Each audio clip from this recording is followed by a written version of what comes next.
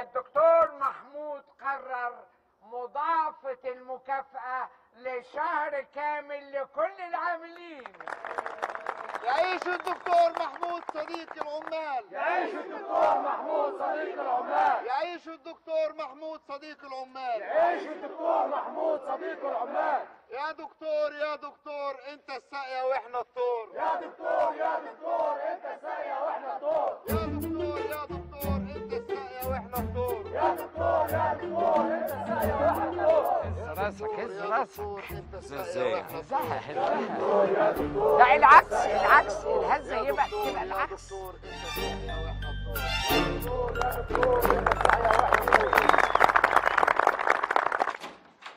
ايه التمثيليه السخيفه اللي حصلت ديت؟ معلش يا استاذ كامل، انا ما بحبش المفاجآت، بعد اذنك. انا لو اتفاجئت انا ممكن اتوتر، يا ريت كل حاجه نبقى متفقين عليها ومترتبه. تمثيليه ايه يا دكتور؟ الحكايه وما فيها ان حضرتك مش فاهم العمال دول بيفكروا ازاي. دول لو اديتهم صباع يطمعوا في كفك، ولو اديتهم كف يطمعوا في دراعك. ايه يعني ايه؟ يعني مثلا لو اديتهم مكافأة شهر هيطمعوا اكتر واكتر، انما لو اديتها لهم بالتقسيط هيفرحوا بيها اكتر. وجهه نظر برضو. طيب المفروض دلوقتي انا اعمل ايه؟ تعمل اجتماع عاجل لمدير القطاعات ورؤساء الاقسام تتعرف عليهم. كويسه دي كويسه. بعد كده هتطلب من كل واحد منهم خطة عمل السنة دي وتشوف ما تم تنفيذه منها. طب وبعد كده؟ بعد كده تطلب مهلة لدراسة الملفات دي، والباقي انت عارفه طبعا يا دكتور، وكده احنا نبقى كلنا جينا على ملعبك. طب وبعد الملعب؟ ايه يا دكتور حضرتك مستعجل قوي؟ ايه بالراحة شوية، عايز تعرف كل حاجة في اول يوم؟ بالراحة حبة حبة. انا هروح عشان اخلص الحاجات اللي قلت لسيادتك عليها. طب اتفضل.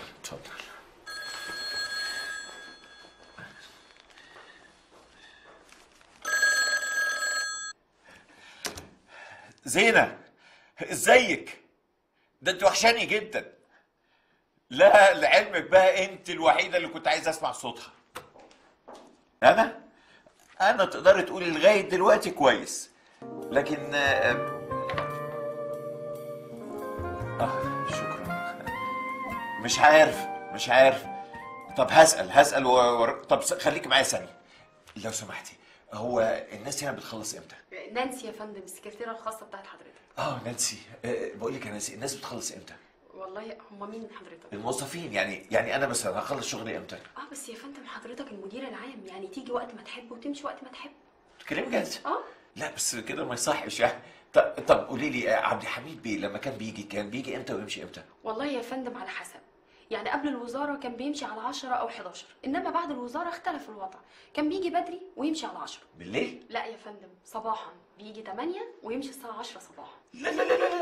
لا مالناش دعوه بالمواعيد ديت خالص، خليها في مواعيد الوزاره العاديه يعني زينه بقول لك ايه، انا تقريبا كده قدامي ساعه واخلص. لا يا فندم مش هينفع خالص. استني يا زينه، الظاهر مش هينفع ليه؟ يا فندم في حاجات كتير قوي لازم حضرتك تبت فيها. ابت ازاي يعني؟ تبت يا فندم يعني تبت، يعني تاخد قرار يا بايوه يا بلا. ابت. طيب اوكي شكرا. طب بعد اذنك يا فندم. شكرا.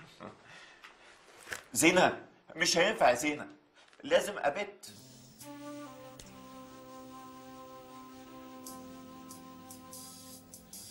ممكن ادوق من اللي عندك ده؟ اخد حته بس كده. متصوريش الواحد جعان ازاي؟ ايه ده؟ النهارده ولا التفت لنفسي ولا حتى اخدت حته ساندوتش. الناس كلها كانت قاعده بتبارك لي لدرجه ان انا ما كنتش عارف اخد نفسي فعلا. خد التهب من كتر البوس. ولا يهمك يا محمود، كل بالهنا والشفا. انت عارف ان دي اول مره في حياتي اشوفك وانت بتاكل؟ دايما انت اللي بتجيب لنا الاكل عشان احنا ناكل. ايه ده؟ كلامك ده معناته ايه يعني؟ ابطل اكل؟ لا طبعا بالعكس، انا مبسوطه قوي ان نفسك مفتوحه يا حبيبي. انت قلتي ايه؟ لا ما قلتش حاجه. لا انت قلتي يا حبيبي. طب هي دي حاجه تزعلك؟ لا طبعا. محمود، هو انت ما كنتش حاسس ان انا بحبك كل السنين اللي فاتت دي، واني وقفت جنبك علشان تاخد الماجستير، وكل ده وانت مش واخد بالك؟ انت ما بتردش ليه؟ زينة ايه انت ايه؟ أنا شبعت. بس لا طبعا في حاجة تاني. ايه؟ قول. أنا اتأخرت ولازم أمشي لأني عندي حاجات كتيرة جدا عايز أرجعها. محمود، انا حقي عليك اني اعرف اذا كنت بتبادلني نفس المشاعر ولا لا. عايزه اعرف اذا كنت عايشه في الوهم مع نفسي ولا دي مشاعر حقيقيه، ولا انا بحلم، ولا ايه؟ زين أنت لازم تصدقي إن أنا ايه؟ أنا اتأخرت ولازم أمشي.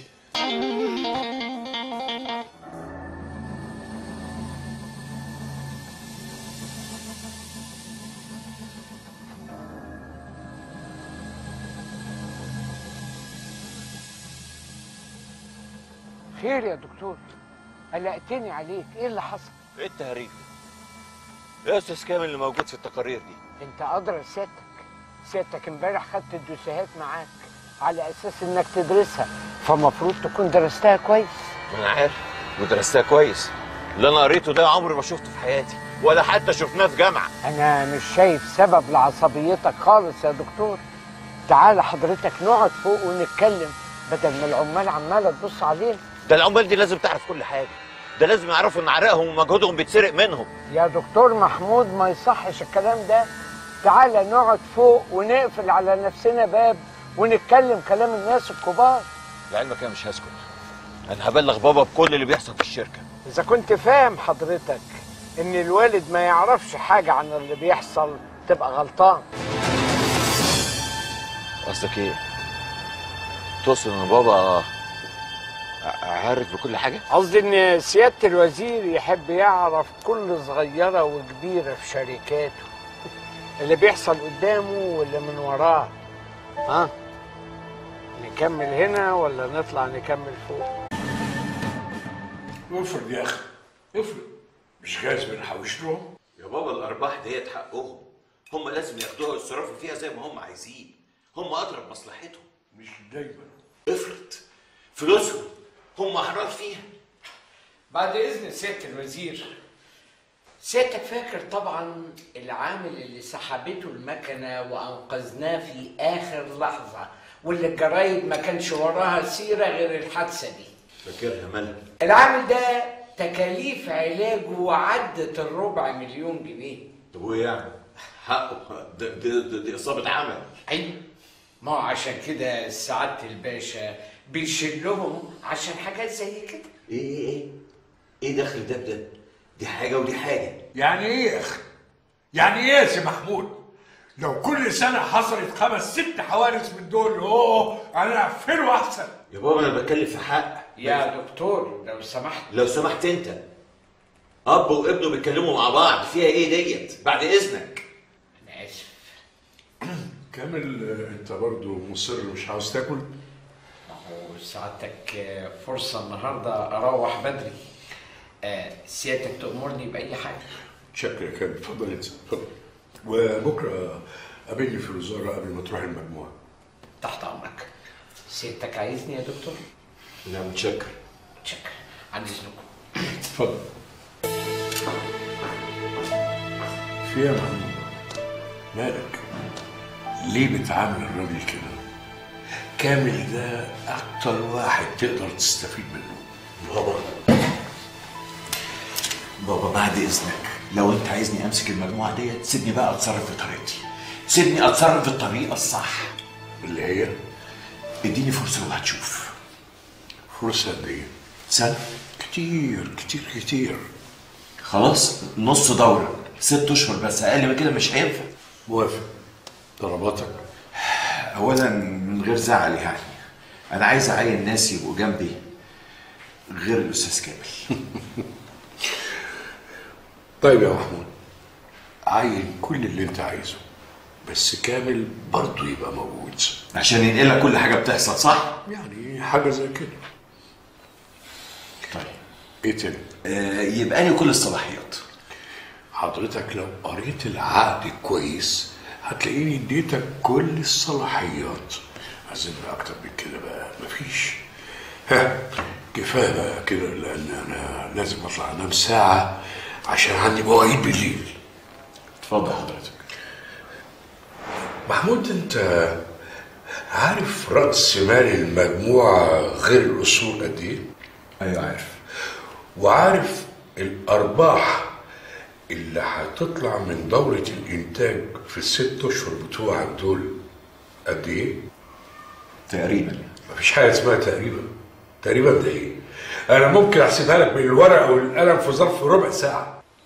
أنت عايز توصل لإيه بالظبط يا بابا؟ عاوز أقول لك إن لو الأرباح دي رقصت أو دورة الإنتاج قلت في ال6 أشهر بتوعك دول، سعادتك تعتبر نفسك مفصول من كل الصلاحيات دي، وساعتها هعين الراجل اللي يقدر يديرها صح. عن اذنك.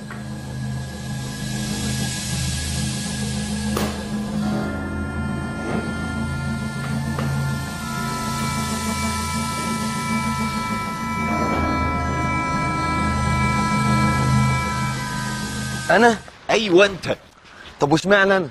انت اعز اصدقائي، انا مش هلاقي حد اثق فيه اكتر منك انت. واكيد انت كمان بتحبني، يعني اكيد هتخاف عليا. انا فعلا محتاجك معايا في الشغل، غير اني محتاج كمان لتخصصك. انت اداره اعمال، بيزنس ادمنستريشن، اكيد وجودك معايا هيبقى مهم. والله انت بتحرجني يا محمود. طب شغلي في البنك هعمل فيه ايه؟ يعني اتصرف، قدم على اجازه بدون مرتب، مش مشكله. هقول لك على حاجه عشان تبقى مستريح. قدم على 3 شهور مبدئيا، عجبك الحال مد الاجازه. ماشي صح. طب هتديني كام؟ ايه اديك كام ديت؟ سؤال عجيب قوي بصراحه. مرتب. فاجئتني. انت بتهتم بالماديات وكده؟ لا يعني بحبها يعني. بتحب الماديات؟ اه طبعا. انا مش عارف، انا ما فكرتش. طب انت بتاخد كام في البنك؟ باخد 5000 جنيه. يا راجل ايه ده؟ ده مرتب محترم جدا. انت بتقر عليا ولا ايه؟ ما بقرش، بس مش متخيل ان البنوك بتدي كده يعني. على فكره انا باخد اقل واحد في دفعتي. اقل واحد؟ اه. ياه. طب بص، انا ما فكرتش بصراحه ادي لك كام، بس طب سيبني ارجع للشركه اشوف اللي زيك بياخدوا كام واديك زيهم. زعلتني. ليه؟ والله زعلتني يا محمود. لا ليه تاني؟ انت دلوقتي راجل رئيس مجلس اداره مجموعه من اكبر المجموعات الاقتصاديه اللي في مصر. البيروقراطيه اللي انت بتفكر بيها دي ضد المجموعه، مش في صالحها. يا راجل. اه والله. يعني تفتكر كده فعلا؟ اه طبعا اكيد. بعدين ده قرار بسيط، يعني جرة قلم هتمضي كده، مش محتاج مشاورات ومداولات والمناقصه والحاجات دي. طب انت متخيل مثلا ممكن تاخد كام؟ انا مش عارف. يعني على الاقل دبل اللي انا كنت باخده. يا راجل. اه والله. دبل؟ اه. طب بص، خلاص اوكي. نقول مبروك؟ لا ما تقولش مبروك، سيبني برضو ارجع للشركه. طبعا غلطانه وسكينه غلطانه. ياسين انت اكتر واحده فينا عارفه محمود وفاهمه طبعه كويس. ازاي تكلميه وتقولي له كده؟ مش عارفه، بس زي اي بنت بتحب نفسها تسمع كلمه حلوه من اللي بتحبها. زينه سوري يعني، بس انت متاكده ان محمود بيحبك؟ طبعا، زي ما انا متاكده انك قاعده قدامي وان انت اللي هتدفعي الحساب دلوقتي. لا ده انت كده موهومه يعني، وهم كبير قوي. طيب ما علينا. هو ما كلمكيش من ساعتها؟ هو اصلا ما كانش بيكلمني، انا دايما اللي بطلبه الاول. طب ايه رايك بقى لو تهجمي عليه وتكلميه دلوقتي؟ دلوقتي؟ لا انا اتكسف. اطلبيه انت. نعم، يعني انت تتكسفي وانا ايه وشي مكشوف؟ وانا اللي هدفع الحساب. وانا اللي وشي مكشوف.